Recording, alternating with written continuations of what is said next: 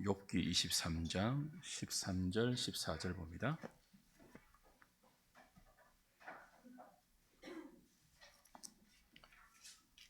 욥기 23장 13절 14절 구약성경 784페이지입니다. 우리 찾았으면 같이 읽겠습니다. 시작.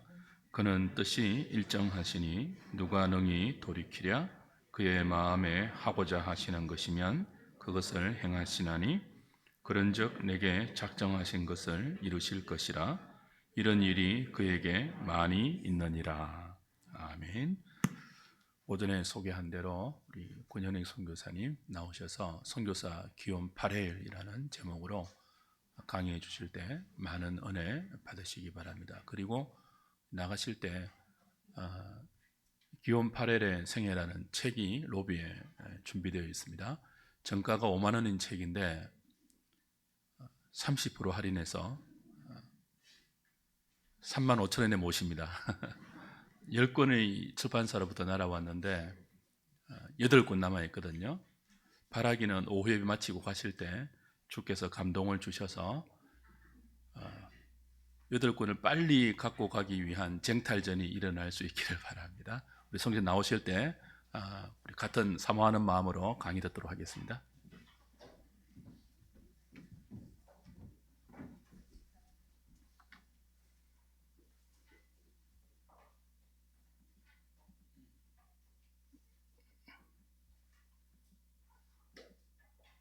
안녕하셨습니까?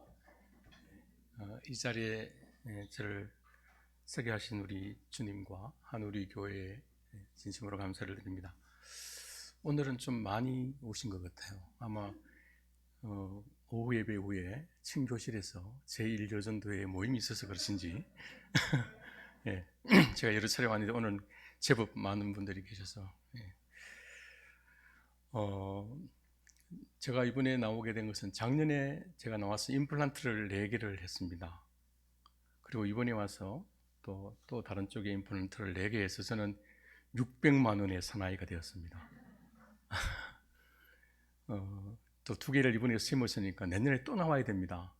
내년에 또 나와야 되는데 내년에는 저의 책 3번째 책이 나오게 되는데 박 목사님 예약을 부탁드리겠습니다. 내년에도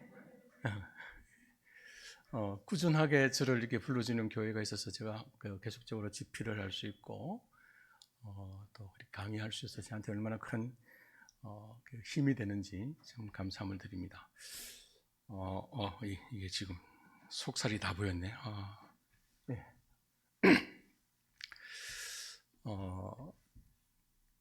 우리는 지금까지 교회사를 공부할 때 우리가 알기로는 초대교회가 있고 그 다음에 거짓교회가 이제 계속 이어지다가 그래서 한쪽으로는 계속해서 거짓교회가 계속되어지고 루트의 종교개혁으로 말미암아 참교회가 시작되었다.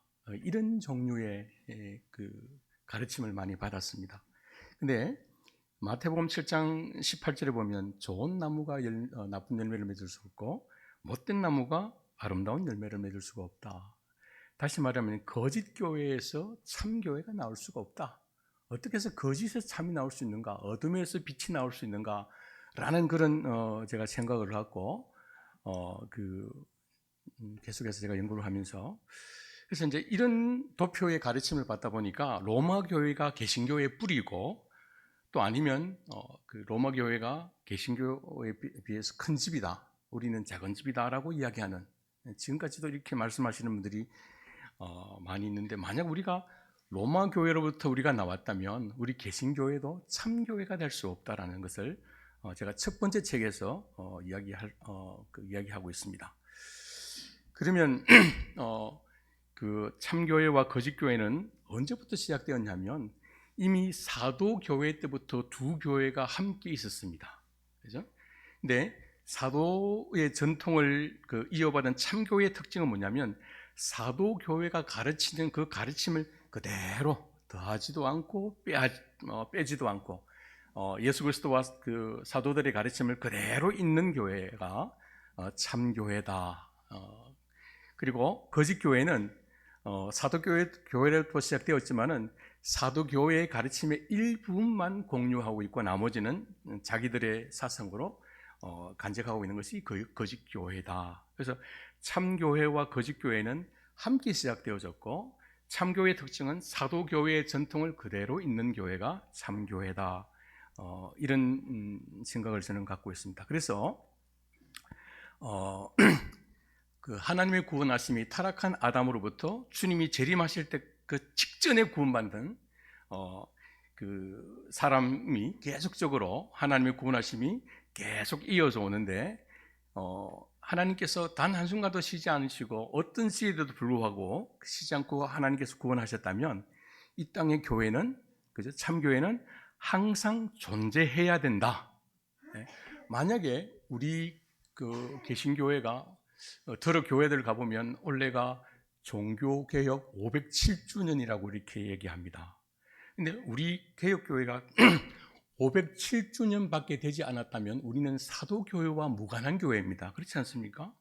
제가 권가인데 권씨가 되려면 뭐 하여튼 계속해서 대를 이어서 있어야 되지. 중간에 뭐 이렇게 막 뭐 이렇게 막 500년씩 이렇게 끊어지면 저는 대를 잇지 않은 거죠. 그죠?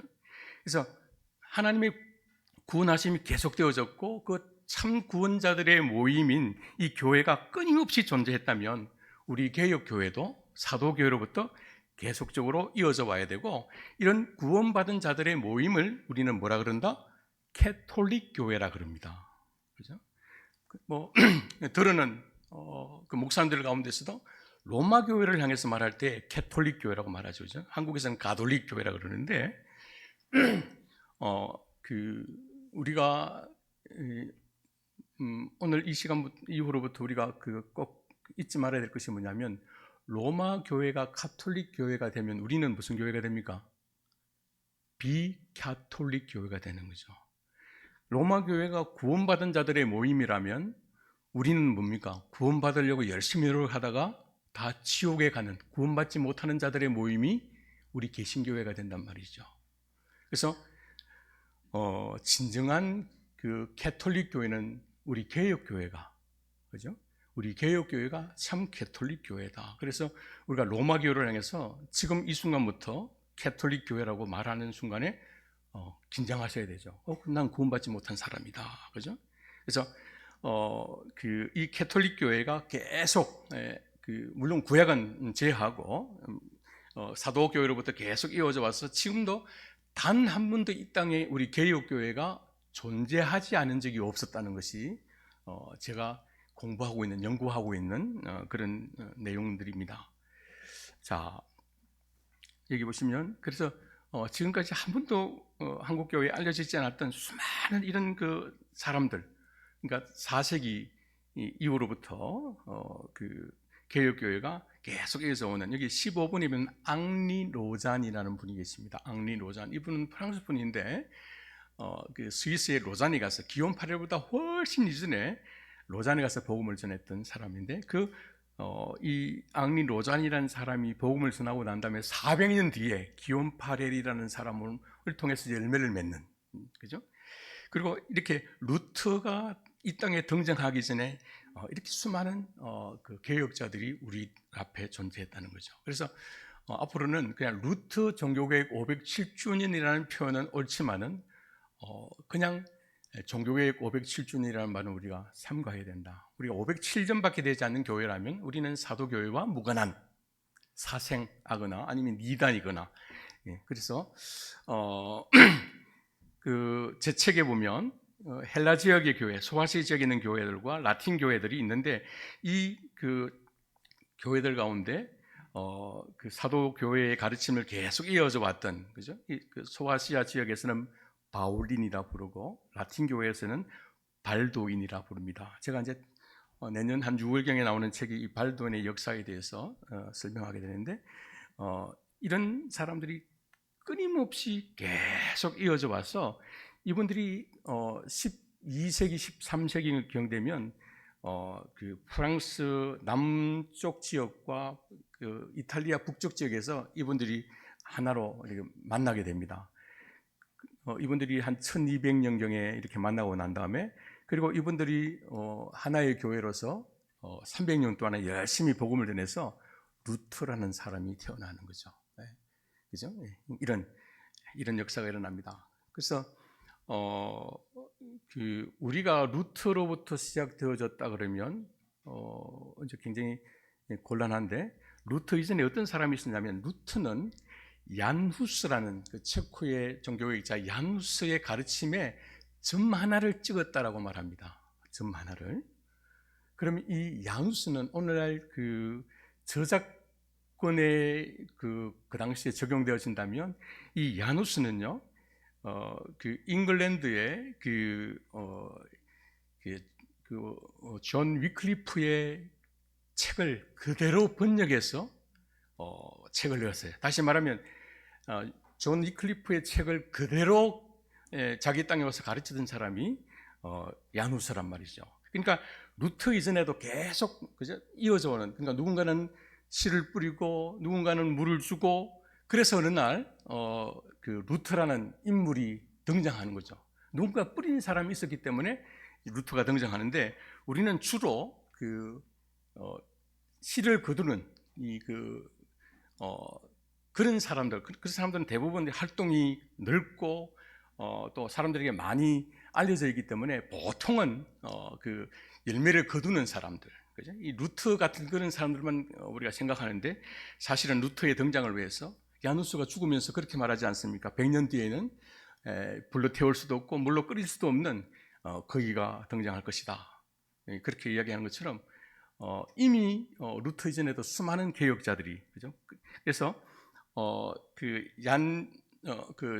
존 위클리프의 가르침을 야누스에게 계대, 우리 목사님은 여기 생명의 계보가 이어진다 그랬는데 계보라는 표현도 있고 계대, 대를 이어서 계속되어진다. 그래서 위클리프와 같은 사람들이 다음 세대를 향해서 복음을 전하고, 또 야누스는 그것을 계승하는, 그래서 계대와 계승이 계속 이어지게 되고, 또 그 다음에 등장하는 사람들은 믿음을 보존하는. 그래서 이 교회는 이 세 가지의 역할이 계속 이어져 와야 됩니다. 우리는 과연 사도적 교회의 전통을 계승받았는가? 그리고 그 신앙을 잘 보존하고 있는가? 그리고 우리는 다음 세대에서 이 사도적 신앙을 계대할 준비가 되어지는가? 이 세 가지가 제대로 이루어지지 않으면 교회는 대를 끝나고 마는 것이죠. 자, 그래서 오늘날 우리가 사도적 복음을 간직할 수 있고, 지금 우리의 신앙이 사도적 가르침과 일치할 수 있던 이유가 뭐냐면, 우리 앞에 수많은 점들로 이어졌던 선각자들이 선을 이루어서 계속적으로 존재했기 때문에 오늘 제가 존재하는 것처럼 저와 여러분들이 사도적 신앙을 갖게 되었다, 그런 이야기가 되겠습니다. 그리고 이제 이 가톨릭 교회가 언제 완성되어지느냐? 구원받아야 될 하나님의 백성들이 다 가득 찰 그때에 주님이 오시는 거죠. 그죠? 우리가 땅 끝까지 복음을 전해 주님이 오신다 그러는데, 사실은 오늘날 전 세계 가운데 복음이 안 들어간 곳이 거의 없습니다. 그렇지 않습니까? 요새는 뭐 다 인터넷으로 아니면 뭐 전파를 통해서 이미 거의 다 복음이 들어가 있는데, 복음이 들어갈 뿐만 아니라 구원받아야 될 백성들이 다 와야지 주님이 오시게 되고 이 가톨릭 교회가 완성하게 된다. 이것이 결론이기도 하고, 오늘 욥기에서 봤던 하나님께서 이 뜻에 대해서는 굽히지 아니하시고 이 뜻에 집요한 관심을 갖고 이 뜻을 이루어 가신다는 것이 오늘 욥기의 내용입니다. 욥기의 내용은 나중에 우리 목사님을 통해서 듣도록 하시고, 저는 오늘 이 가톨릭 교회가, 우리 개혁교회가 어떻게 하나님의 뜻 가운데서 이어져 왔는가 하는 것들을 소개하려고 합니다. 좀 반복되는 그런 이야기입니다만, 예수 그리스도와 사도의 복음이 각 시대마다, 그죠? 각 시대마다 존 위클리프, 야누스, 마틴 루터, 멜랑흐톤 같은 그런 사람들이, 누구는 씨를 심고 물을 주고 열매를 거두는 이런 일들이 계속적으로 이어져 왔다는 거죠. 지난번에 우리 GMS 그 선교회 모임에서 다음 세대에 대한 토론이 있었는데, 제가 막 다음 세대에서 막 걱정을 하는데, 제가 막 좀 이렇게 좀 꾸중하듯이, 왜 다음 세대를 우리가 걱정해야 됩니까? 우리가 다음 세대에 대해서 걱정해야 될 이유가 뭡니까? 우리의 교회의 문이 닫히기 때문에 선교사들이 이제는 일할 곳이 없어지는 것 때문에 두려워해야 됩니까? 그거는 하나님이 하실 일들이에요. 그거는 교회의 머리 대신 주님이 하실 일이고, 우리는 뭐냐면 끊임없이 이 세 가지 일들, 그냥 어떤 환경 속에서든지 우리가 이 세 가지의 사명을 감당하면, 교회를 지키시는 분 주님이시기 때문에 그건 우리가 걱정해야 될 이유가 아니고, 과연 선교사로서 우리가 충실하게 복음을 전하고 사람들을 세우고 있는가, 이것을 점검해야 된다라는 그런 말씀을 드린 것처럼, 이런 오늘 우리가 복음을 받은 것은 앞서 중단 없는 수많은 복음 전가자들이 있었기 때문에 우리가 존재하는 것처럼, 그러면 주님이 오실 그 다음 세대를 해서 우리도 또한 그들이 걸어갔던, 그래서 우리는 종교개혁 주간 그러면 우리에게 이런 훌륭한 선배들이 계셨구나, 그냥 그거로 우려먹고 사는 것이 아니라 그들의 사명이 우리의 사명이 되어야 된다는 거죠. 그들이 하셨던 그 순교적인 삶이 우리의 삶이 되어야지 이 캐톨릭 교회가 완성되어지고 주님이 오시게 된다. 정말 우리가 주님이 오시기를 그렇게 사모한다면 이 우리의 선조 교회들이 해왔던 이 세 가지의 사명들을 우리가 계속, 그죠?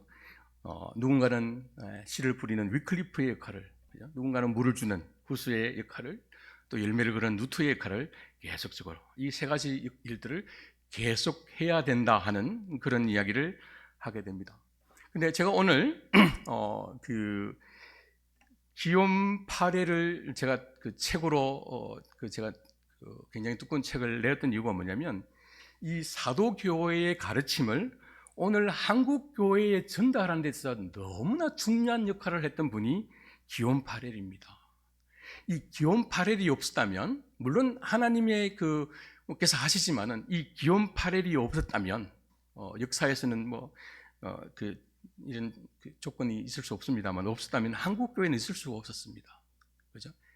우리는 장깔병은 아닌데 장깔뱅은 열매를 거둔 사람입니다. 그죠? 근데 그 열매를 거둘 수 있도록 기초를 쌓았던 사람이 기욤 파렐입니다. 그냥 장깔뱅은 기욤 파렐이 평생을 두고 사역했던 곳에 그냥 숟가락 하나 얹은 사람입니다. 그죠? 그래서 이 기욤 파렐이 갖는 의미가 뭐냐면, 그 사도교회의 가르침을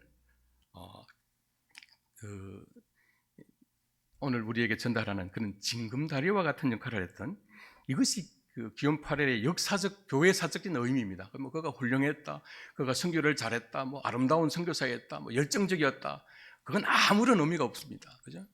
믿음이 좋았다, 그것도 아무런 의미가 없었고, 중요한 것은 사도적 그 교회의 가르침을 오늘 한국 교회에 소개하는 그 역할을 하는 데서 굉장히 중요한 역할을 했던 분이 기욤 파렐입니다.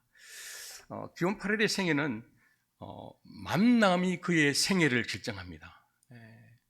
수많은 사람들을 만나게 되고 나중에는 하나님을 만나게 되는데, 이런 만남들로 하여금 기욤 파렐이 선교사로서 사역자로 서게 되는데, 제일 첫 번째 만남은 그가 태어났던 그 갑이라는 동네에 박해받는 발도인들을 만나게 되고, 파리로 와서 또 좋은 선생님을 만나게 되고, 그 다음에 모고라는 곳에 가서 또 개혁자를 만나게 되고, 또 박해를 받으면서 바젤에 가서 웨콜럼 파디오스라는 우리가 잘 아는 그런 개혁자를 깨우치기도 하고 그를 격려하기도 하고, 그리고 이제 그 몽벨리아르라는 것은 그 기욤 파렐이 풀타임으로서 전임 사역자로서 첫 번째 일했던 이곳에서, 또 그 다음에 베른으로 가서 베른의 선교사가 되어 하는, 그리고 이제 가장 중요한 하나님을 만나고 난 다음에 하나님의 그 선교사로서 하나님만 절대로 신뢰하는 로망드라는 지역이 있습니다. 로망드는 어떤 지역이냐면,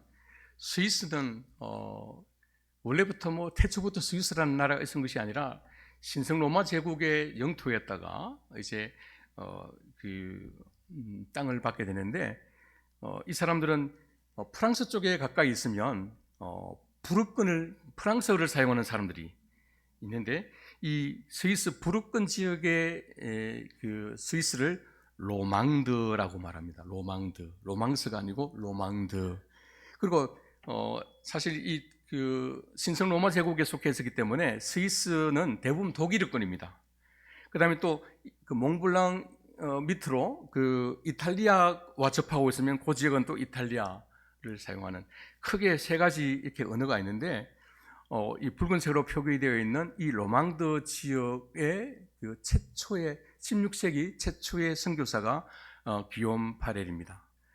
이 로망드 지역은 그냥 우리 그 바둑에 둘 때 아다리라 그러지 않습니까? 좌우 그 모든 그 지역들이 다 강력한 로마 교회의 지역이었습니다. 그래서 기욤 파렐이 여기에 들어가기 전까지 단 하나의 교회도 없었습니다. 하나도 교회가 없었는데 기욤 파렐이 이 도시를 이제 공략하게 되는. 그래서 이제 제게 주어진 시간이 짧기 때문에 혹시 조금 저는 왜냐하면 제가 이 선교사님들하고 강의할 때 2시간씩 15분 강의하는데 짧은 시간 하게 되면 저는 늘 거짓말을 잘합니다. 다 끝났습니다. 이제 마치겠습니다. 마지막으로 끝으로 혹시 오늘 바쁜 일들이 있더라도 절대로 가지 마십시오. 우리 오늘 그 야이로의 이야기를 들었잖아요. 그 사람이 바쁘다고 그냥 박차고 나갔으면 죽은 딸을 살릴 수 없는. 그래서 바쁘시더라도 바쁘신 분은 가십시오라고 말할 수가 없는 게 오늘 목사님 설교가 저한테 너무 강렬했어요. 가시면 안 됩니다. 그래서 제가 최대한 빨리 끝내도록 노력하겠습니다만은 끝까지 좀 들어주시면 좋겠습니다. 기욤 파렐은 성실한 로마 교인으로 성장하게 됩니다. 이제 잠깐 짧게 기욤 파렐의 그 생애를 보는데 첫 번째 만남은 발도인, 우리 보통 발도파 그러잖아요. 근데 저는 파라는 단어를 안 쓰는 게 파는 이단이라는 그런 의미가 있습니다. 그래서 우리가 그리스도파라 그러지 않고 그리스도인이라고 말하는 것처럼 저는 꼭 이렇게 뭐 깔뱅인, 루트인, 발도인 이렇게 부르는데 발도인을 만나게 되는 그 프랑스 남부의 도피네라는 지역에 가비라는 조그마한 도시가 있는데 그 도시에서 또 깊게 들어가면 레파로라고 하는, 여기 지금 입간판에 그게 레파로입니다. 레파로. 이 파로라는 것은 현지어로 파렐입니다. 파렐. 그러니까 레파로라는 것은 기욤 파렐 할 때 기욤은 그 세례명이고 그 파렐이 성입니다. 성. 그죠? 자기 성씨. 그래서 여기는 기욤이라는 성을 갖고 있는 사람들이 모여 사는 그런 집성촌이라고 보시면 됩니다. 지금까지는 기욤 파렐의 그 출생지가 가압이라는 곳이라고 알려졌는데 최근에 와서 역사학자들에 의해서 레파로라는 곳에서 출생했다는 그런 것이 확인되어졌습니다. 1489년 깔뱅보다 그 8살 많은, 8살 많은, 깔뱅이 1507년이니까 8살 많은 그런 분입니다. 여기가 그 기욤 파렐의 생가가 터가 있는, 500년 전이니까 와 옛날에 잘 살았는 데가 아니라 지금은 뭐 새로 지었겠죠. 그냥 터가 있는 파렐의 생가에 터가 있는 여기고, 그리고 뒤쪽으로 산이 보여지고 뒤에 산이 바야르는 산이고 그 앞으로 조그만 성당이 하나 있는데 여기가 기욤 파렐이 어릴 적 다녔던 그런 성당입니다. 뭐 지금도 가구 수가 그렇게 많지 않습니다, 그죠? 뭐 한 100여 가구도 안 되는 아주 그냥 조그만 이곳에서 그가 태어났습니다. 태어나서 그 기욤 파렐이 태어났을 때 주변에 다 산밖에 없습니다. 저 멀리 뭐 알프스가 보이고 그 뒤로는 바야라는 산이 보이는데, 그래서 기욤 파렐은 일찍부터 굉장히 막 산을 타고 해서 굉장히 건강했습니다. 깔뱅보다 9살이 많지만 깔뱅보다 더 한 해를 더 오래 사는, 그래서 굉장히 그 건강한 그런 체력을 갖고 있어서 부모님이 군인이 되었으면 하는 그런 마음을 가질 정도로 아주 튼튼한 이런 곳에 뛰어놀았습니다. 그러다가 이제 그 아버지는 군인이 되기를 원하지만은 기욤 파렐은 공부를 해야 되겠다. 그래서 깔뱅은 13살 때 파리 와서 공부하는데 기욤 파렐은 좀 늦게 왔습니다. 30살에 이제 오게 되는데, 레파로라는 곳은 뭐 100가구도 안 되는 그런 조그만 도시였기 때문에, 또 아버지는 공정인, 뭐 회계사 그런 일을 했기 때문에 주로 이 가압이라는 도시에서 그 일을 했기 때문에 아마 아버지를 따라서 이 가압이라는 곳에 왔습니다. 이게 지금 그 파로라는 곳에서 내다본 가압이라는 도시인데 여기서 어린 시간을 보내게 됩니다. 아주 작지만은 예쁜 그런 마을입니다. 여기 보면 제가 10년 전에 갔을 때는 이 표시에 보면 여기가 기온 8월이 태어났고 뭐 성장 곳이라고 하는데 지금은 없습니다. 왜냐하면 그게 엉터리 잘못되어진 레파로라는 곳에 태어났다는 것이 드러나면서 그 표시판은 이제 사라지고 없습니다. 여기 보시면 기온 8일이 여기서 출생하고라고 말했는데 이 부분이 틀렸기 때문에 지금은 없습니다. 그리고 기온 8일이 철저하게 로마 교회의 신앙을 가질 수밖에 없는 것이 뭐냐면 오늘날까지 이 가프 주변에는 성모 출현, 성모가 직접 나타나서 메시지를 전파했던 지역들이 이 주변의 지역들입니다.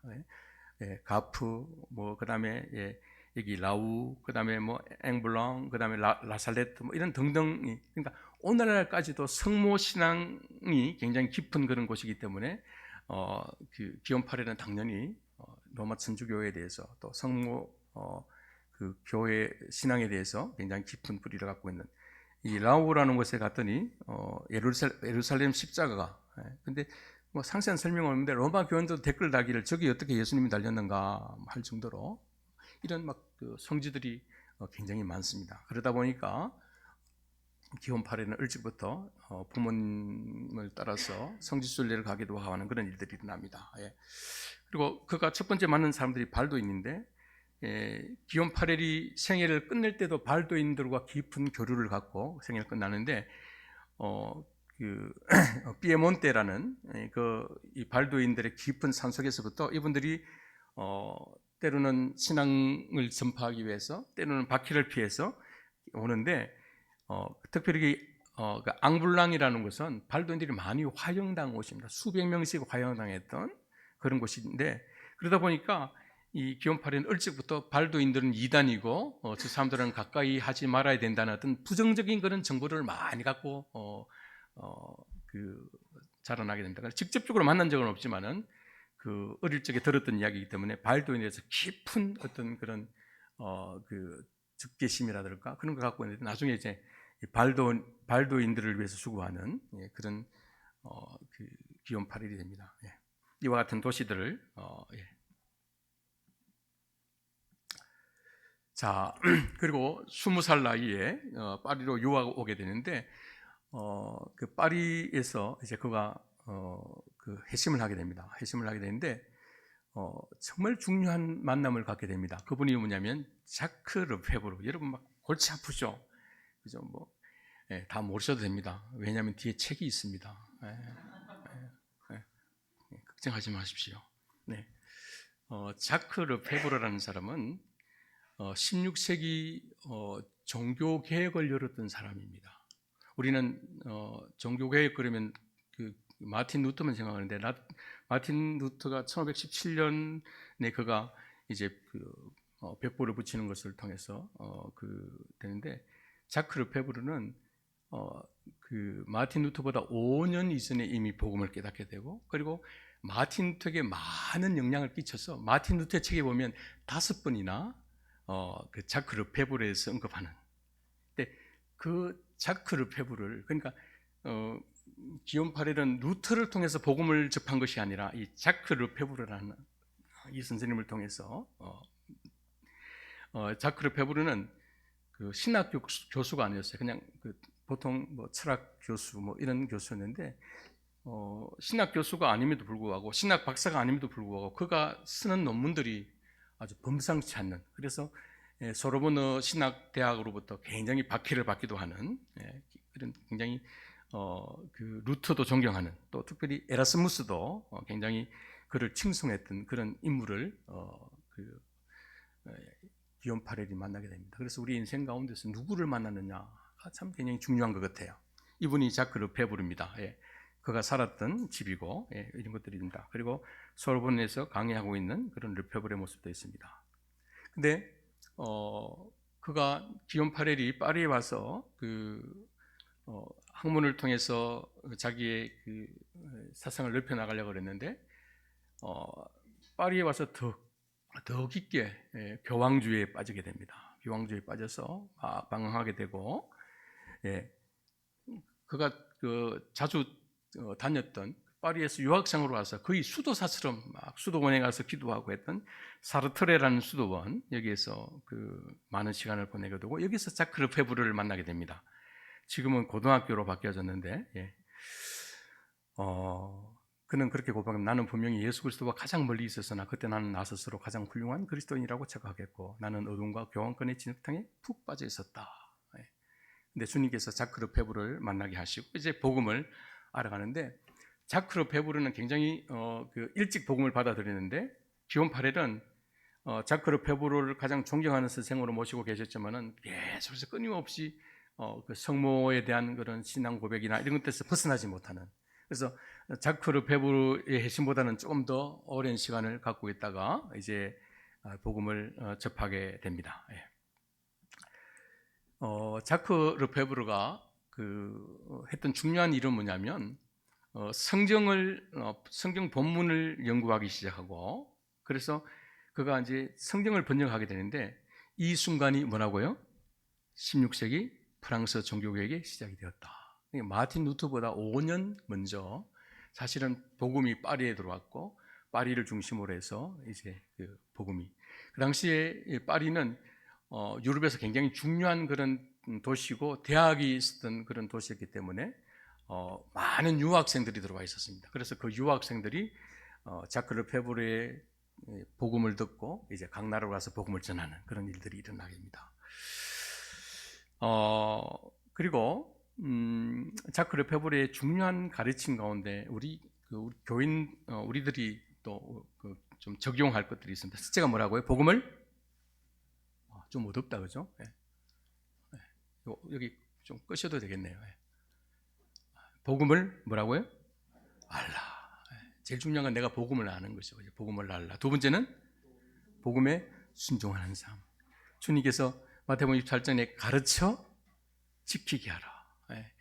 삶으로 살아가는. 그래서 복음을 아는 것, 그 다음에 복음을 순종하는 삶을 사는 것. 세 번째는 복음을 알게 하라. 이게 계대죠. 선교이기도 하고 전도이기도 하는 자크 르페브르가 굉장히 중요한, 우리가 먼저 복음을 알아야 되고 그리고 복음에 먼저 순종해야 되고 이것을 다른 사람들에게 알게 하는 이런 일들을 자크 르페브르가 하게 됩니다.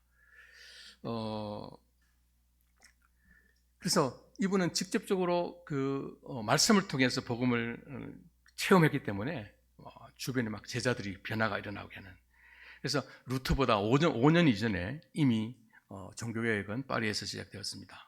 그리고 기욤 파렐은 굉장히 공부를 열심히 해서 헬라어와 라틴어 선생님이 됩니다. 여러분 기욤 파렐 그러면 그냥 무식하고 막 뛰어다니는 사람으로 생각하는데 그 당시에 파리에서 굉장히 유명한 학교 가운데 한 학교에서 교수 생활을 하게 됩니다. 무려 4년이나 교수 생활을 하게 되는데 잠깐만요. 여기서 중요한 사람을 만나게 되는데 이분 이름들을 여러분 기억해 두시면 됩니다. 좋습니다. 루셀이라는 형제, 그 다음에 기욤 브리소네, 그 다음에 피에르 지로라는 사람을 만나게 됩니다. 이 피에르 지로는 제자예요, 제자.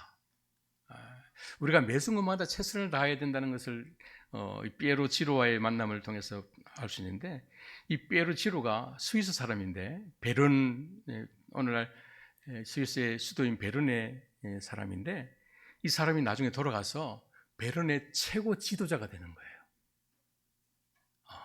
그래서 나중에 베른에서 이 로망드 지역의 선교사를 찾았을 때 제일 먼저 떠오르는 사람이 누구겠습니까? 자기 선생이었던 기욤 파렐인 거죠. 그러니까 이때 그냥 뭐 선생님이 농땡이 치고 뭐 애 괴롭히고 뭐 너 아버지 뭐하노 뭐 이런 거 따지고 뭐 그랬으면 너 아버지 뭐하노는 부산 이야기인데 모르시네. 부산 이야기 아니다 좀. 그 친구고 아니. 근데 이 피에르 지로라는 사람이 그 기욤 파렐에게 아주 깊은 감동을 받고 나중에 이제 베른 선교사로 나갈 때 그래서 제일 강력한 후원자가 되는 거죠. 예.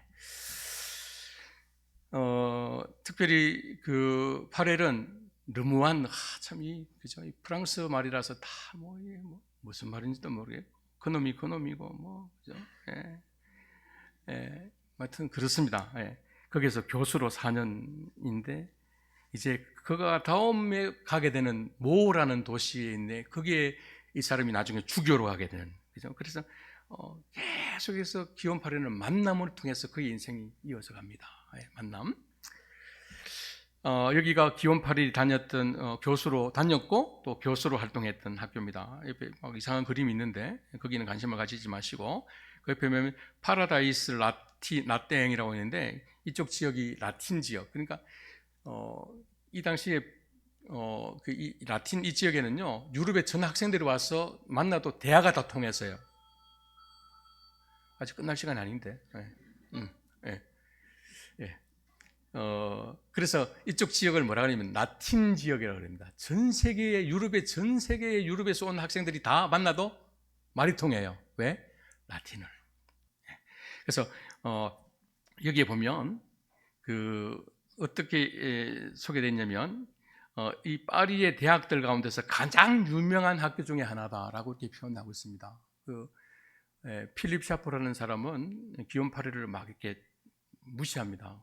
루트보다 훨씬 전능하고 공부도 많이 안 했다 그러는데, 여러분 루트만큼 비교할 수 있는 사람이 누가 있겠습니까? 박홍수 목사님도 안 될 겁니다. 그죠?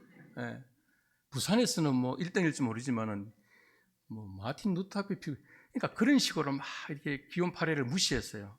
마틴 루트와 비교해서 너무나 전능하고. 근데 이런 유명한 대학의 교수라는 것은, 그죠? 기원 8일이 굉장히 학자라는 것들을 그가 알 수 있습니다. 여기 예트니까 지금 옛날의 흔적들만 남아 있습니다. 그리고 이제 복음이 비추어지는 곳은 항상 박해가 있습니다. 파리에서 복음이 퍼져나가자 이제 소르본 대학이 그냥 두지 않죠. 소르본 대학은 로마 천주교회에서 운영하는 유럽의 최고의 학교인데, 그래서 이제 만약 개혁자들이 다 파리를 떠날 수밖에 없는, 그래서 어디를 간다? 모라는 곳에 갑니다. 모. 여러분 우리 모판이라 그러잖아요. 그죠? 그러니까 모라는 도시는 유럽의 종교계의 모판이다 이렇게 애우시면 이 도시 이름이 뭐다? 모다. 모다. 예. 굉장히 중요한. 예. 이 모 운동이 없었으면 장깔뱅도 회심할 수 없을 정도로 굉장히 중요한. 예. 자, 이제 아까 기욤 브리소네라는 사람을 교수 때 만났다 그러는데, 이 사람이 이제 박해가 막 일어나니까 이 사람도 이제 함께 모라는 곳에, 파리에서 한 50km 떨어진 그런 조그만 도시인데, 그러니까 하나님께서 복음을 거절하면 촛대를 옮겨버리는 거죠. 그래서 파리에 시작된 복음이 어디로 간다? 모로 가게 되죠. 이렇게 큰 도시는 아닙니다만 굉장히 아름다운 예쁜 도시입니다. 여기가 앞에 보이는 뒤가 성당이 있고 앞에는 이제 주교관입니다. 프랑스에서는 주교가 사는 집을 궁전이라고 부릅니다. 베르사유 궁전할 때 빨레라 그러는데, 빨레, 그 궁전이 있고, 여기가 이제 신학교가 시작되어지는 거죠. 이 기욤 브리소네가 이제 와서 이제 자기 지역을 막 주사하는데 성경을 아는 사람이 아무도 없어요. 예배를 인도할 수 있는 사제들이 없어요. 그래서 이제 처음 시작한 것이 뭐냐면 사제들을 위한 신학교를 세웠는데, 사제들은 결국은 복음을 거절함으로 말미암아 이 신학교는 나중에 이제 평신도 중심의 학교로 바뀌어지게 됩니다. 이분이 기욤 브리소네입니다. 기욤 브리소네. 그래서 이 교회에 가면 이 기욤 브리소네라는 사람이 있습니다. 자, 시간이 없는 관계로. 근데 이제 사제들은 다 빠져나가고 자기의 강의를 듣는 사람이 제1여전도의 교인들만 남아 있는 거죠. 쉽게 말하면. 그러니까 이분들은 지금까지는 다 라틴어로 막 설교했는데 라틴어를 모르는 사람들이에요. 그죠? 그러니까 이분들이 성경을 알 수 있도록 자크 르페브르가 한 것이 뭐냐면 성경을 번역하는 거예요. 프랑스어로. 그런데 이제 이거는 뭐냐면 로마 교회에서 사용하던 성경을 그대로 번역했기 때문에 성경의 번역에서 큰 권위는 없지만은, 그러나 직접 이제 교인들이 성경을 읽기 시작했다는 거예요. 그것도 무료로 막 책을 막 번역하는 거죠. 전달하는 거죠. 그래서 이 사람들이 성경을 읽고 삶의 변화가 일어나는 거죠. 아주 놀라운. 그래서 그 지역의 이 사람들이 그리스도를 인격적으로 받아들이게 되고 주변 지역에 복음을 전하는. 그래서 모는 유럽의 최초의 교회가 세워진 16세기 때 최초로 세워진. 근데 이 학교에서 가장 중요한 모토가 뭐냐면 같이 한번 보실 거예요. 하나님의 말씀으로 충분하다. 다음 세대를 이야기할 때 제가 그랬어요. 뭐 자꾸 이렇게 뭘 방법을 갖고 올라 그러지 말아라. 사람들의 마음을 움직일 어떤 무슨 전략을 갖고 올라 그러지 마라. 하나님 말씀으로 충분하다. 왜냐하면 우리는 씨를 뿌리면 되고 자라게 하시는 분 하나님이시니까. 이 이야기가 이미 모에서부터 하나님 말씀 하나로 충분하다. 그래서 기욤 8일의 생애는 이 하나를 갖고 살아가고 이 말씀을 신뢰하고 살아가는. 예. 그래서 대부분 그 교인들이 다 이렇게 많이 배우지 못한, 그죠? 그냥 단순 노동을 하고 있었던 그런 분들인데 이분들이 성경을 통해서 깨닫게 되고, 그래서 한우리 교회가 우리 목사님 26년, 7년, 20, 뭐 하여튼 그쯤 되는데 꾸준하게 말씀으로 가르친다는 것은 쉽지 않습니다. 왜냐하면 말씀 아는 것으로 가르치면 사람들이 많이 오잖아요. 복 받는다 그러고 막 기도했더니 팍 낫고 그냥 이러면 사람들이 오는데 꾸준하게 목사님 뭐 그런 거 안 하시잖아요, 그죠? 근데 분명한 것은 각 시대 때마다 그 교회가 참으로 부흥하고 참으로 거듭날 수 있었던 것은 말씀이 바로 선포될 때입니다. 이건 우리가 절대로 포기할 수 없는, 그죠? 그래서 이분들이 이제 말씀의 위력을 느끼고 막 이제 다니면서 막 동네마다 다니면서 복음을 전하게 되는 거죠. 그래서 막 프랑스 전체로 가서 막 복음을 전하는. 근데 이 모에도 아니나 다를까 박해가 있어요. 근데 여기에 있었던 그 평신도들이 어디로 가냐면 오를레앙이라는 곳으로 가서 복음을 전합니다. 그리고 나중에 장깔뱅이 그 아버지가 출교를 당하고 그래서 파리에서 더 이상 공부할 수 없게 되었을 때 그가 갔던 곳이 오를레앙이에요. 그러니까 하나님은 장깔뱅을 그냥 뭐 어느 날 계시로 부르시고 그게 아니라 이미 그 앞에 누군가를 이제 불러 세우셔가지고 계속 이렇게 하시고, 그래서 오를레앙에 장깔뱅이 왔을 때 1528년에 그 장깔뱅이 왔을 때 그게 이미 그 독일에서 온 학생들 막 유럽에 온 학생들이 다 복음으로 가득 차 있는.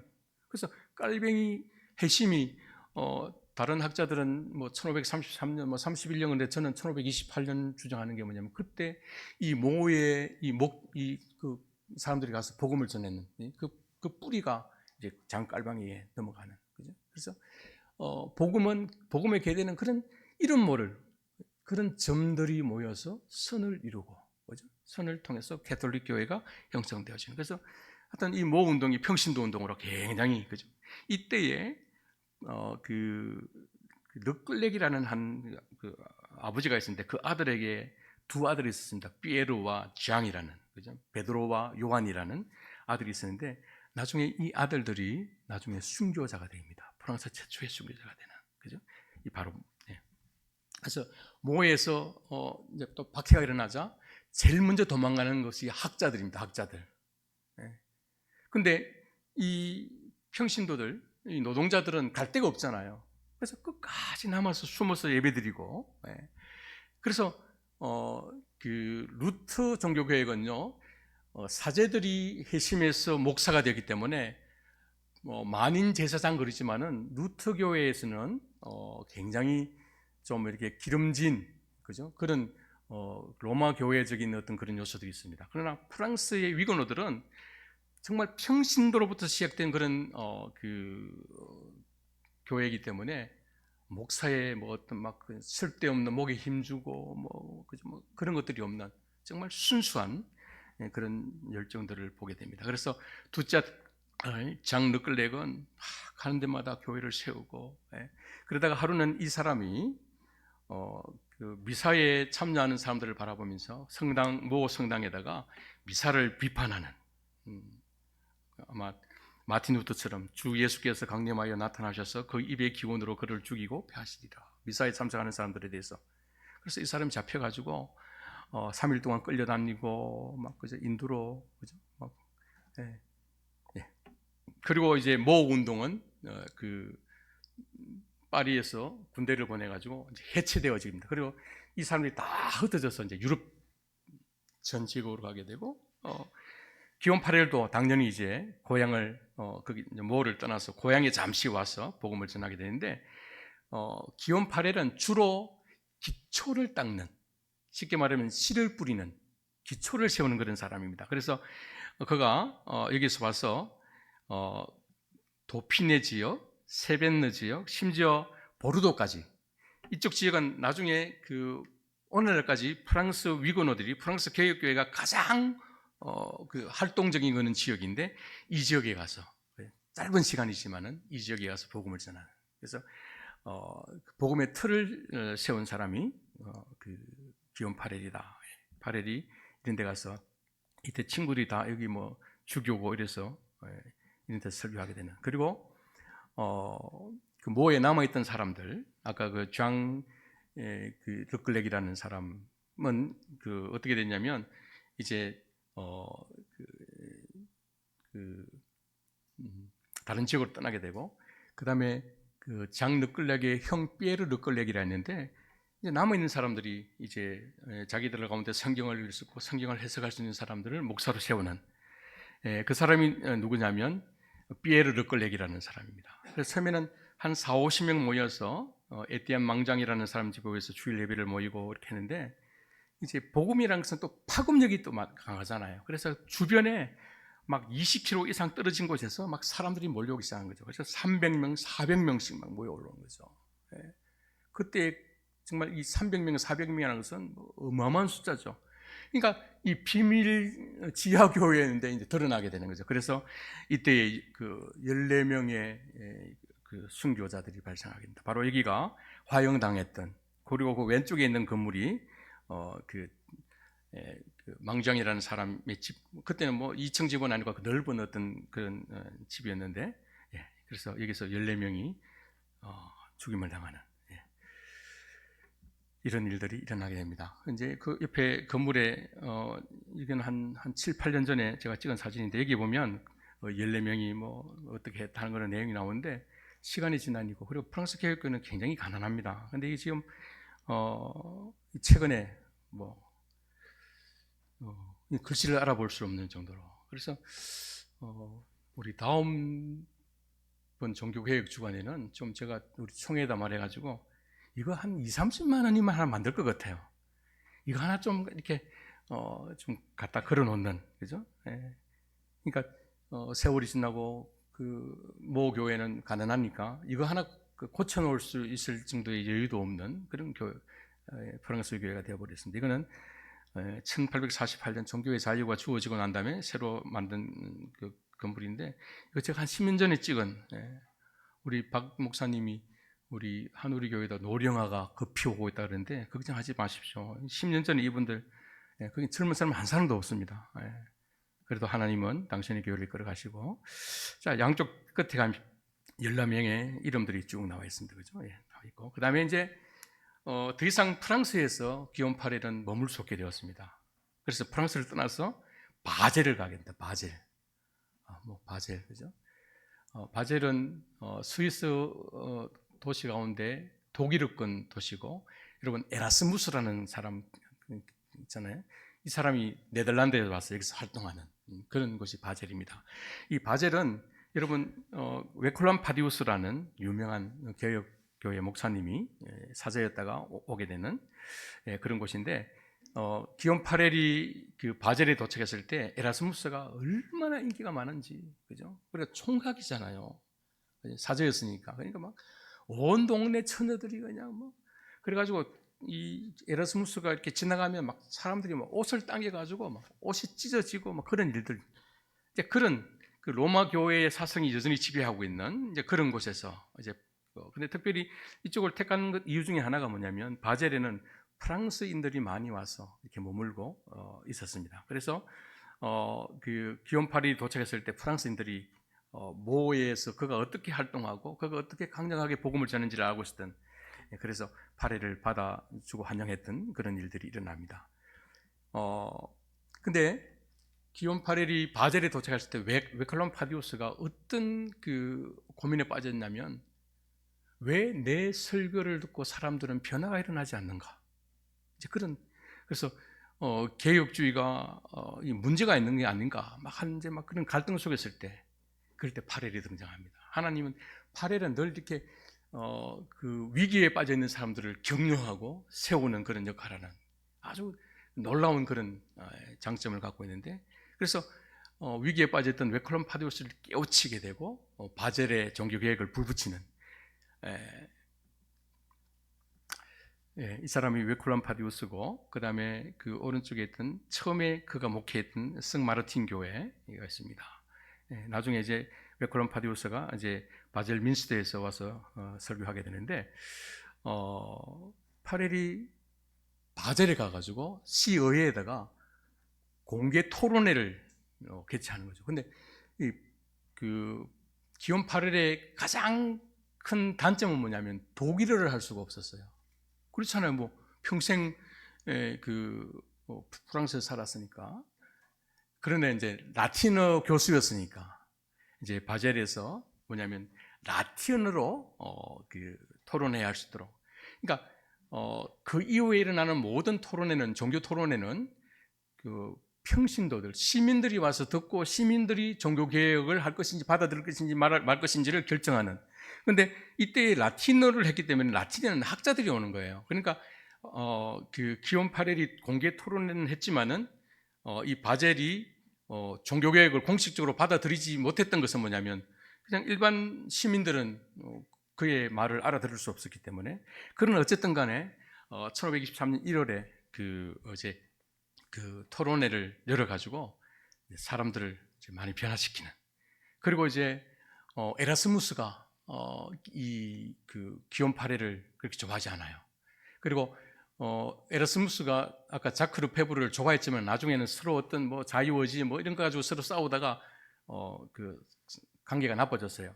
그러니까 당연히 기욤 파렐도 자기 스승 자크 르페브르와 거리가 먼 이 에라스무스를 좋아할 일도 없고, 그리고 에라스무스는 어떻게 보면 굉장히 그가 그를 통해서 많은 사람들에게 종교 개혁의 필요성을 이야기했지만은 에라스무스를 종교 개혁자라고 말하지 않는 이유는 뭐냐면 위급하면 로마 교회 품으로 들어가는 거예요.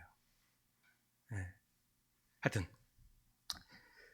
여기가 나중에 장깔병이 와서 기독교 강요를 쓰게 되는. 그러니까 기욤 파렐은 가는 곳마다 틀을 세우고, 그러니까 장깔병은 그가 세놓았던 터에 와서 누리는, 그죠? 그런. 이는 오늘날 바젤 대학이고, 그래서 파렐이 선포한 하나님 말씀으로 충분하다. 이것이 나중에 이제 그 스위스 전체에, 그리고 결국은 나중에 기욤 파렐을 쫓아내고 했던 이 에르스무스도 결국은 종교개혁이 29년에 받아들임으로 말미암아 떠나게 되는, 배를 타고 급하게 떠나게 되는 바로 이 자리가 그 자리입니다. 자, 그리고 난 다음에 이제 기욤 파렐이 지금까지는 독일어권에서 그가 있었는데, 독일어권에 가서 독일어 한마디도 못하는 사람이 설교할 수 없고, 그래서 몽벨리아르라는, 이때는 프랑스 땅은 아닌데 부르를 사용하는 그런 지역이었어요. 그래서 이제 이 지역에 가서 복음을 이제 전하게 되는데, 이제 파리에서 모를 거쳐서 그 다음에 자기 동네 갔다가 바젤에 갔다가, 그 다음에 바젤에서 박해를 받고 스트라스부르라는 곳에 잠시 머물렀다가 이제 몽벨리에라는 곳에 첫 번째 사역을 하게 되는데, 이쪽에 있는 영주가 웨클람 파디우스에게 우리에게 설교자를 보내달라. 그런데 독일어권에다가 프랑스 설교자를 보내달라 그러니까 웨클람 파디우스가 당장 생각이 자기 친구 기욤 파렐이 생각나는 거죠. 그래서 그 인간관계가 참 중요하다. 우리가 끊임없이 신임을 주고 하는 영주가 사는 그 선인데, 이제 그래서 이곳에 가서 그 바젤을 거쳐서 여기서 이제 활동하게 됩니다. 근데 이 몽벨리아라는 것은 굉장히 중요한 것이 뭐냐면 프랑스 국경 지역에 있었기 때문에 프랑스 땅에 복음을 전하는, 그죠? 아주 매우 중요한 그런 전초 기지와 같은 그런 역할을 하게 됩니다. 그럴 때 이제 가서 막 굉장히 지금까지 한 번도 프랑스어로 설교를 듣지 못하다가 기욤 파렐을 통해서 유창한 그 설교를 들으니까 막 그냥 그 지역이 변화가 일어났어요. 그래서 막 기욤 파렐도 뭔가 되네 그랬을 때 웨클람 파디우스는 굉장히 침착한 사람이고 내성적인 사람이고, 기욤 파렐은 좀 활동적이고 외성적인데, 그 친구가 잘 될 때에 편지를 보내죠. 너무 과도하게 낙관하지 말아라. 그러면서 청중들의 귀에 몇 가지 교리를 심는 것은 쉬운 일이나 그들의 마음을 바꾸는 것은 누가 한다? 오직 하나님의 능력으로만 가능함을 잊지 마십시오. 이건 정말 저 같은 선교사들이나 우리 목회자들이 기억해야 되는, 내 설교를 잘해서 사람이 바뀌어진다, 이건 착각이에요. 하나님이 그들의 마음을 바꾸셔야 된다. 이 이야기를 이제 그 웨클럼 파디우스가 하게 되는 거죠. 그래서 유명한 말이 있습니다. 하나님께서 여러분에게 보내신 자들의 핵심을 여러분에게 맡기지 아니하셨습니다. 절대로 맡기지 아니하셨습니다. 여러분의 의무는 다만 복음을 선포하는 것입니다. 라고 윌리엄 거널이라는 사람이. 그래서 이제 기온 8일, 그렇구나. 여기가 기온 8일이 설교했던 그 시장의 돌입니다. 굉장히 큽니다. 여기가 시장이고, 굉장히 큰 돌이, 여기에서 이제 기온 8일이 사람들을 향해서 복음을 전하는. 거기에 보면 여기에 시장의 돌이다 하는, 정선장수의 돌이다, 15세기에. 근데 그가 설교했던 지역을 이름이 스퀘어 기온 8일, 그러니까 기온 8일 광장이라고 불려지는, 그러니까 굉장히 유명한 그런 장소입니다. 그런데 기온 8이 나중에 이제 좀 이따 또 말씀드리겠습니다. 쫓겨나는데 쫓겨났지만 그가 전한 복음은 쫓겨나지 않습니다. 여러분, 그 사도 바울이 세웠던 교회들이 나중에 다 없어지잖아요. 그래서 우리 막 걱정해요. 아니, 어떻게 사도 바울이 세운 교회가 왜 없어지지? 걱정하지 마십시오. 이 하누리 교회가 200년 뒤에 이 하누리 교회가 이 자리에 있으라는 법이, 이스라엘, 한국말 잘 모르네. 이스라엘 법이 없어요. 그렇잖아요. 200년 뒤에, 300년 뒤에. 근데 우리가 걱정할 것은 뭐냐면, 오늘 우리가 전한 복음이 사라지는 것을 걱정해야 되는 거죠. 그렇잖아요. 우리가 세운 건물은 없어져도 돼요. 그죠? 우리가 전한 복음이 이 지역에, 해운대 지역에 남아있다면, 이 하누리 교회에서 최고의 영광이죠. 그죠? 네. 근데 이 기온 8일이 전했던 그 복음이, 기온 8일은 떠났지만 거기서 한 50m 낸 요 지역에 빨간 표시 있죠. 거기에 오늘날까지 개혁교회가 세워져 있습니다. 그래서 심은 복음은 사라지지 않는다. 그 심은 복음은 반드시 열매를 맺는다. 굉장히 건물도 크고, 이게 지금 개혁교회 건물. 그래서 이 몽벨리아를 떠나는데 그가 뭐냐면 그 성인들 막 숭상하고 그걸 메고 막 가는데, 기온 8일이 그 웨클럼 파디우스가 끊임없이 당신 그 욱하는 거 그거 하지 마라 그랬는데, 도저히 막 많은 사람들이 그 성인 상을 따라서 가는 거 보고 막 도저히 견딜 수 없어요. 그걸 빼앗아 물에 빠뜨리게 됩니다. 그래서 그가 살아 있었다는 것이 기적이죠. 어떻게 했든 그가 이제 그 지역을 도망오게 되는데, 바로 여기가 이제 그 우상을 빠뜨렸던 앙투안이라는. 그래서 이제 잠시 또 에콜람 파디우스를 만나고 가서 거기 있다가 스트라스부르를 가게 되는데, 이때에 이제 한 반 정도 왔습니다. 거의 다 끝나갑니다. 왔는데 다 하고 가야 되지 않겠습니까? 그렇지 않습니까? 제가 매주마다 하면 딱 시간 찍혔습니다. 그죠? 근데 뭐 1년에 한 번 오는데, 이 바덴이라는 지역에서 종교 토론을 하는데, 이때 이 개혁교회 진영이 82대5 완패합니다. 완패. 그러니까 그 당시에 이 스위스의 가장 중요한 도시가 베른이라는 도시입니다. 베른이 굉장히 큰 긴장을 하게 되겠죠. 이거 안 되겠다. 그래서 이제 개혁 사상을 넓히기 위해서 이제 프랑스 이 로망드 지역에, 자기 지역은 독일어권 지역은 빙글리나 여러 많은 사람들이 있었기 때문에. 근데 여기에 바덴이에요, 바덴. 근데 이제 그 로망드 지역에 복음을 전할 사람들이 필요한 거예요. 근데 로망드 지역에 사람을 보내니까 자기는 독일어권인데 독일어로 가서 설교할 수 없잖아요. 그래서 누구를 세우게 됐냐면, 그때 아까 피에르 지로라는 사람이 있다 그랬잖아요. 이 사람이 당서기장이야, 쉽게 말하면. 누가 떠오르겠습니까? 그리고 쩌빙글리하고도 사이가 좋았고, 그죠? 막 여러 많은 사람들 기온 8일이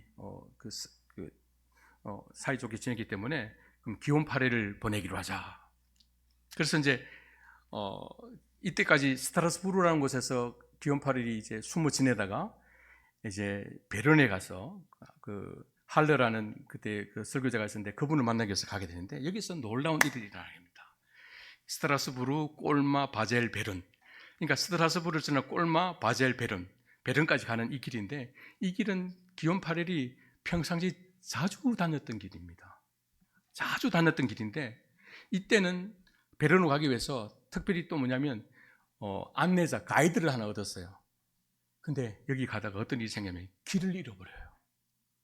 길을 한 번 잃어버린 거 아니고 그 다음날 또 잃어버리고. 그래서 기욤 파렐이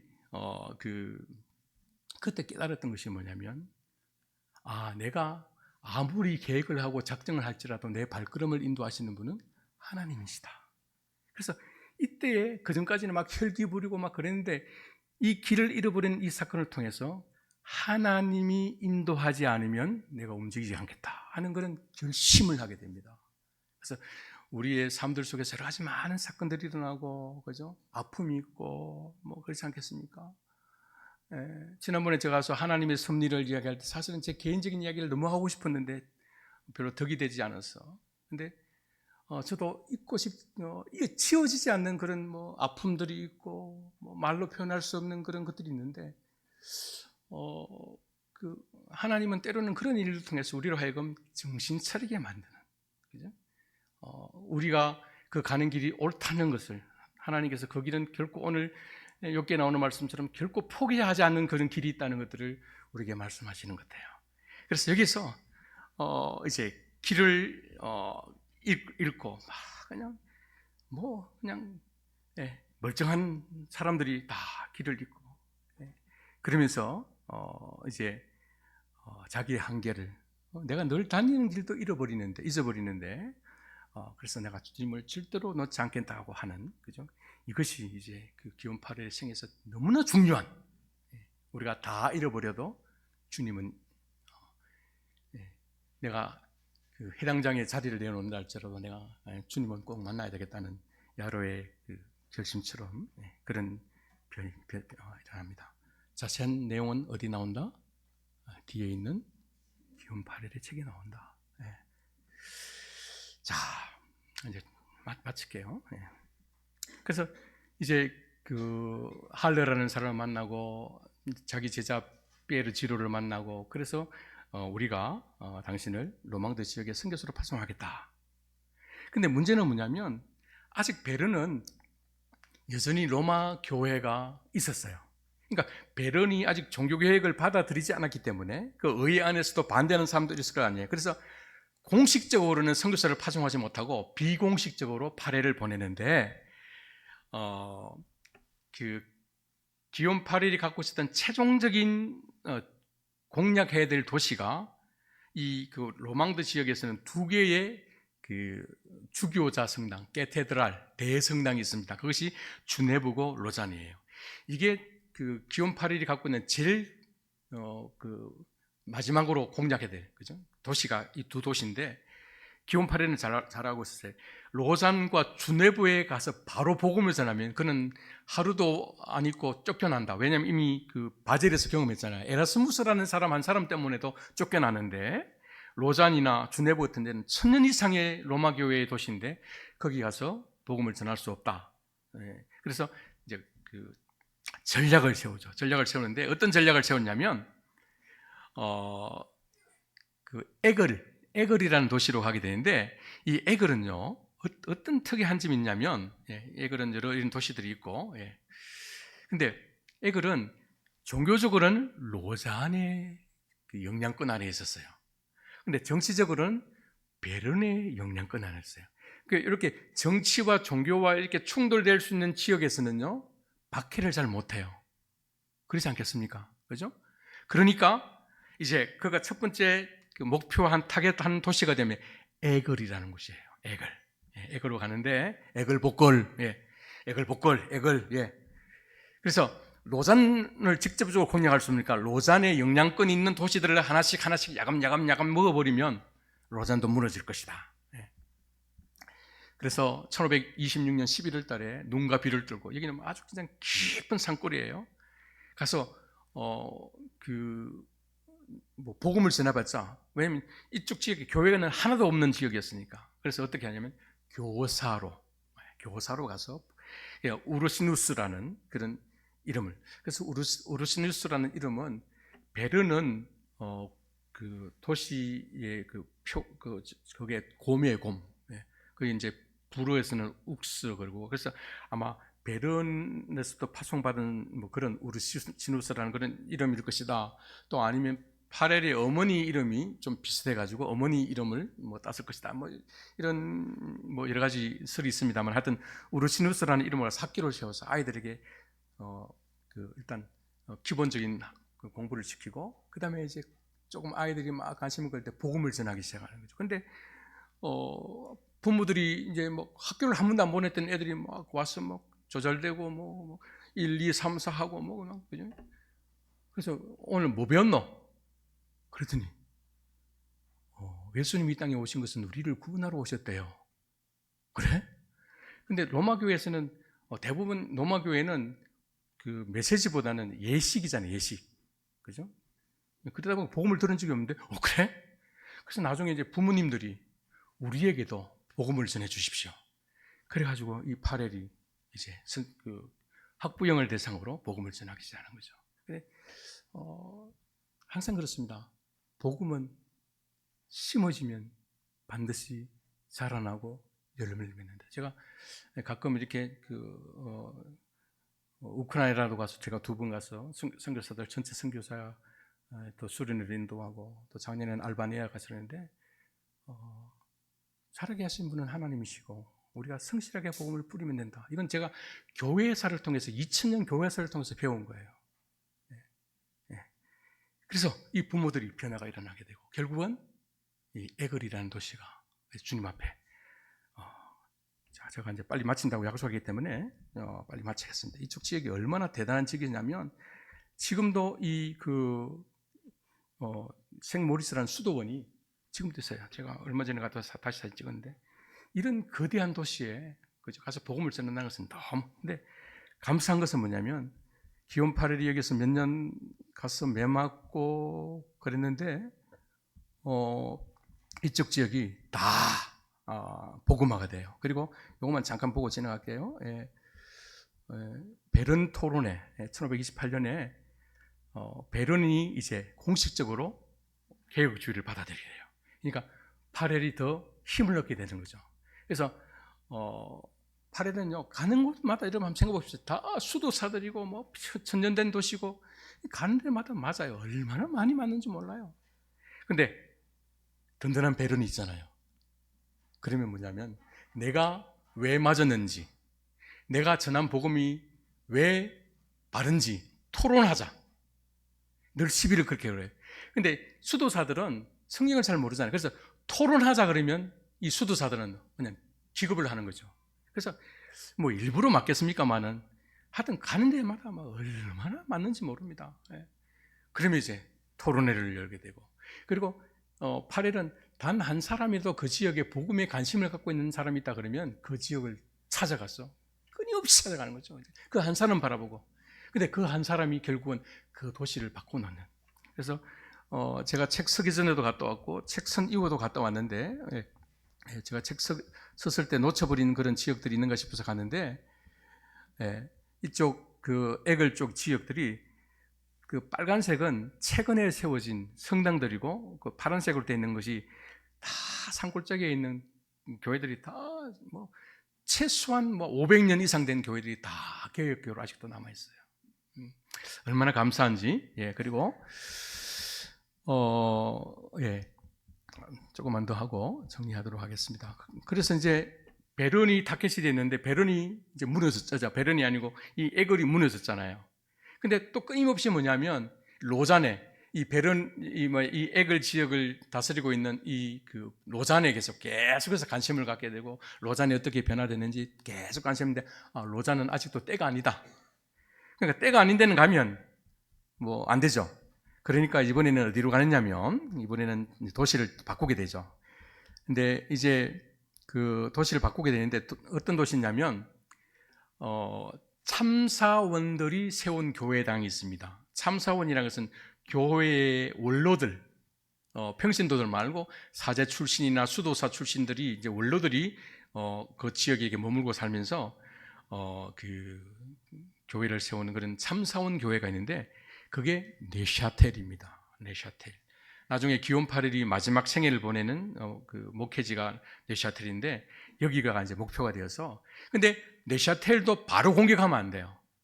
그래서 네샤텔을 공격하기 위해서 옆에 세리에르나 발당장이라는 곳에 가서 복음을 전하고 그죠? 그러니까 그가 하나님의 때를 기다리고 하나님이 오케이 그게 내릴 때까지 계속해서 그 주변 지역들을 하나씩 야곱야곱.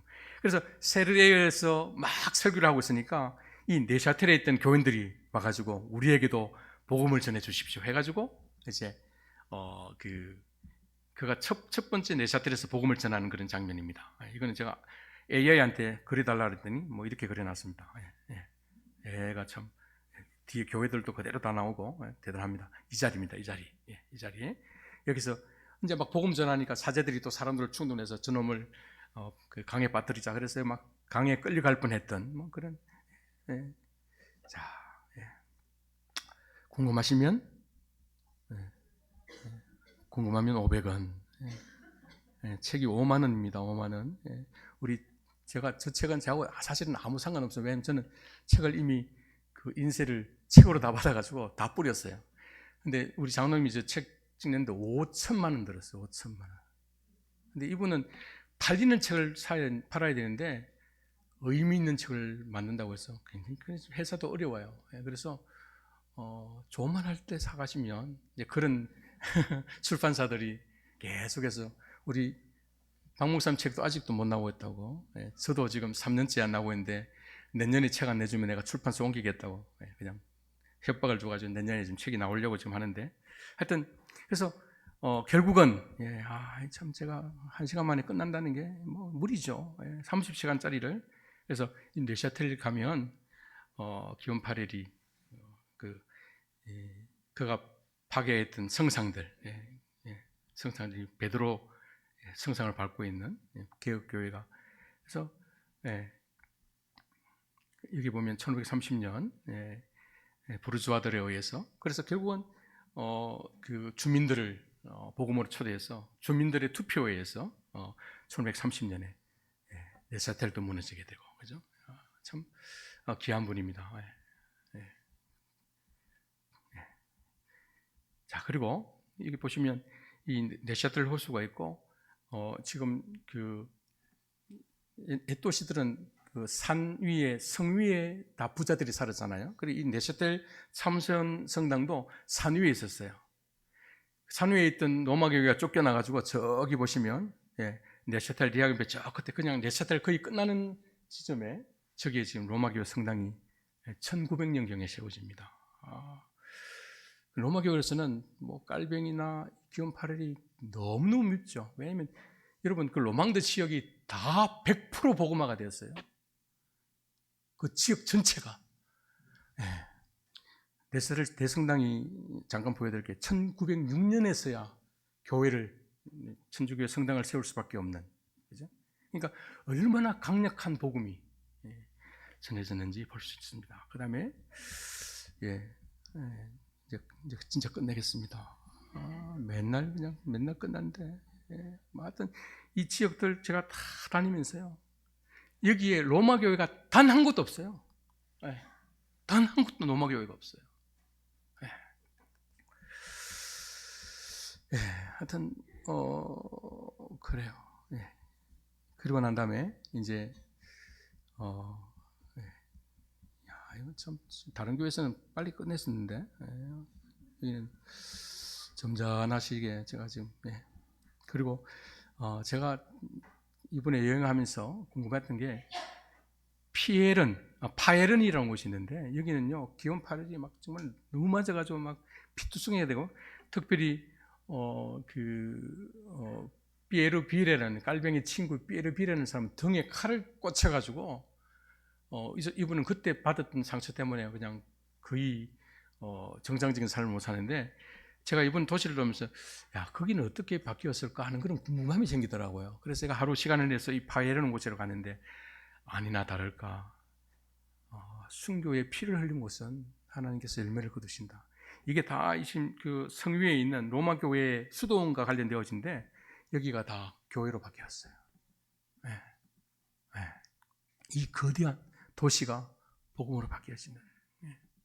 그리고 여기도 로마 교회는 저 밑에 1930년에 완공한 저 도시 밑에 지금 이렇게 건물이 세워져 있는. 그다음에 이제 그의 관심은 로잔이잖아요. 왜냐면 로잔에 영향권 있는 도시들이 다 무너졌기 때문에. 근데 로잔에게 그다음 여기는요. 기온 8일이 다니면서 매 맞았던 곳이에요. 돌 맞고 매 맞고 했던. 근데 이 기온 8일의 특징은 매 맞고 그 다음날 또 벌떡 일어나서 가요. 여러분 싸움할 때 제일 겁나는 사람이 누구예요? 때리는데 벌떡 일어나잖아요. 때리면 울고 그랬는데 벌떡 일어나는 거야. 기온 8일이 맞았던 거의 인사불성이 될 정도로 맞았던 도시들입니다. 매 맞고 돌에 맞고 뭐 그냥 이런 수많은 도시들을 맞고도 또 그 다음날 또 가는 거예요.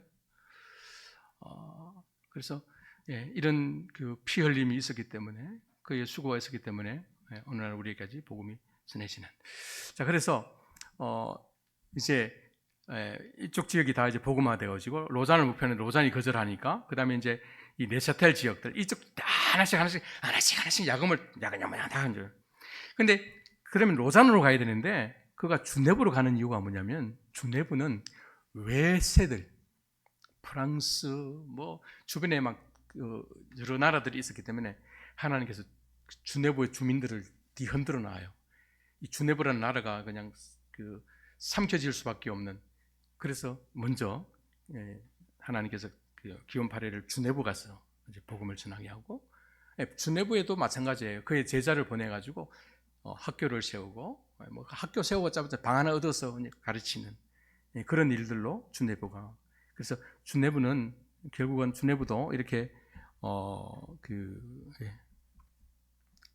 그래서 주네브도 들어간 지 3년 한 3, 4년 뒤에 1136년 5월 21일 이게 주네브, 이게 로마 교회 성당이었어요. 생피에르 성당.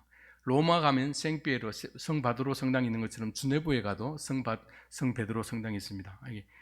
여기가 이제 복음화가 되어지죠.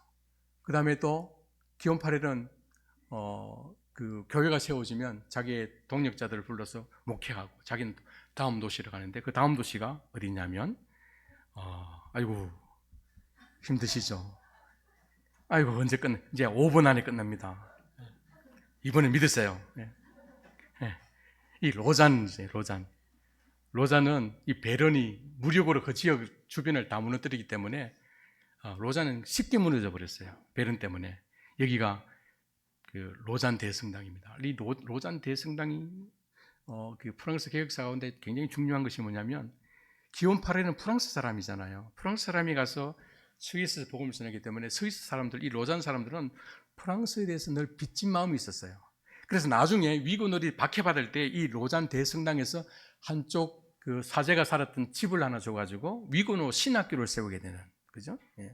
그래서 이 로잔 대성당에 가면 1536년에 그 종교 토론회, 이 기온 8일이, 우리는 로잔 토론회에 가면 장깔병을 기억하는데 로잔 사람들은 장깔병이 아니라 기온 8일을 기억하는, 기온 8일이 복음을 외치게 되고, 이것도 중요한 게 사복음서. 그가 외친 것은 복음을 기초로 해서 외쳤다 하는 그런 이야기입니다. 자, 멀리서 보는 이 로잔 대성당입니다. 이게 옛날에 미사를 행했던 그런 도시인데 지금은 바로 여기가 위건호 신학교가 있는, 이 신학교는 졸업하면 다 순교자가 되는 그런 이런 신학교가 세워지는. 자, 그래서 지금 여기 보는 점들 있죠. 이게 다 기온 8일이 걸어 다니면서 제가 차를 타고도 한 14일 정도 돌았어요.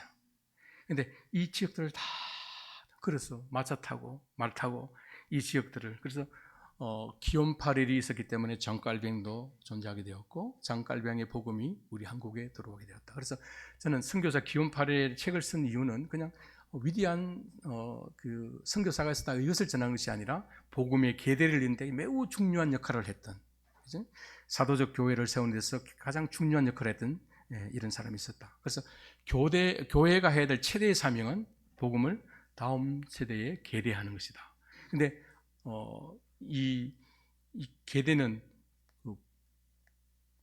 사도적 복음, 아무 바톤이나 넘겨주면 안 되는 거죠, 그죠? 처음 주자의 그 바톤, 복음의 사도적 복음을 계속 전달하는, 예. 이것이 교회의 사명이고, 예. 우리 지난번에 대구에서 뭐 유니버시아디 할 때 미국 팀이 놓쳐버리면 패하는 거죠.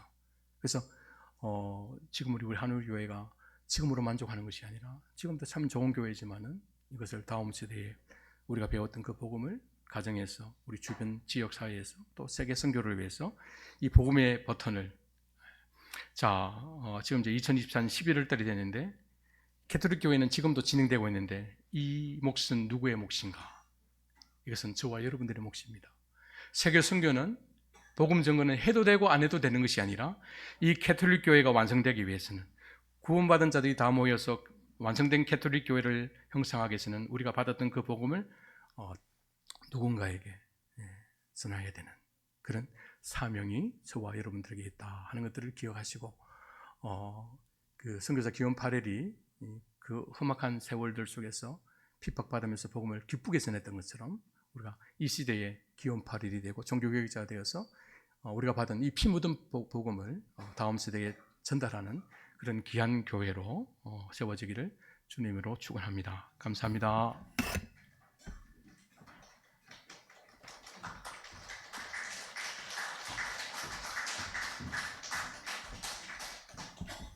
귀한 강의 감사드립니다. 우리 찬송가 213장 찬송하겠습니다.